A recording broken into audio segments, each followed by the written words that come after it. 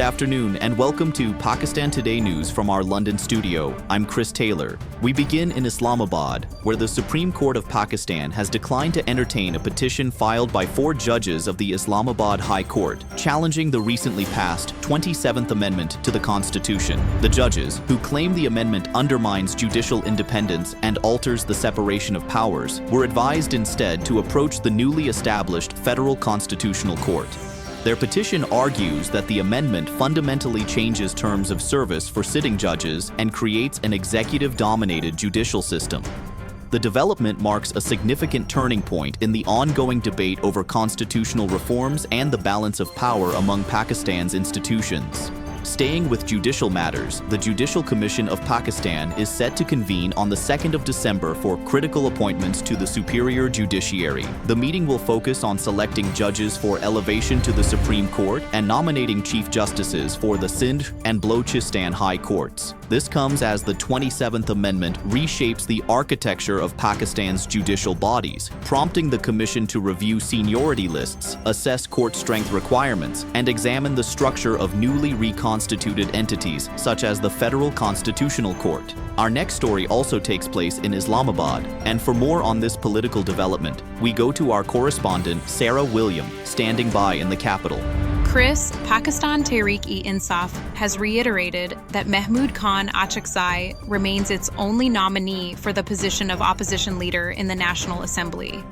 This confirmation follows the disqualification of Omar Ayub Khan, creating a vacuum the party aims to fill swiftly.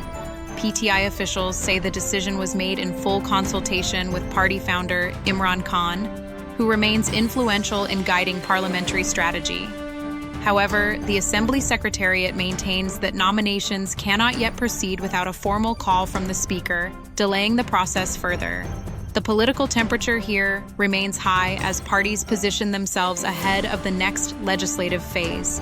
Thank you, Sarah. We turn now to remarks made by Shehbaz Sharif, who has cited a recent U.S.-China Economic and Security Review Commission report as validation of Pakistan's military performance during the 4-day clash with India in May. He praised the Pakistan Armed Forces and the role of Chinese technology, claiming the confrontation brought the enemy to its knees. Sharif also used the occasion to announce new educational initiatives in Azad Jammu and Kashmir, promising long-term development benefits for the region. Pakistan's defense industry was in the international spotlight this week as the JF-17 Thunder Block III fighter jet drew significant attention at the Dubai Airshow 2025. A friendly nation signed a memorandum of understanding to procure the aircraft, which has been widely praised for its multi-role capabilities and battlefield performance. Several other countries also expressed interest, marking another step forward in Pakistan's growing presence in the global defense market. Meanwhile, the International Monetary Fund has raised red flags over what it describes as a lack of independence within Pakistan's National Accountability Bureau. According to the IMF, the agency has historically been susceptible to political influence. In response, the government has agreed to sweeping reforms, including the publication of asset declarations of senior public officials in 2026 and the introduction of risk-based verification measures.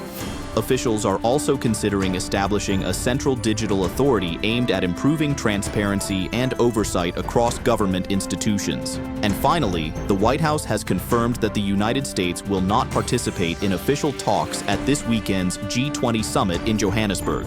The announcement comes after Press Secretary Caroline Leavitt sharply criticized South African President Cyril Ramaphosa, accusing him of making false statements about U.S. involvement and running his mouth.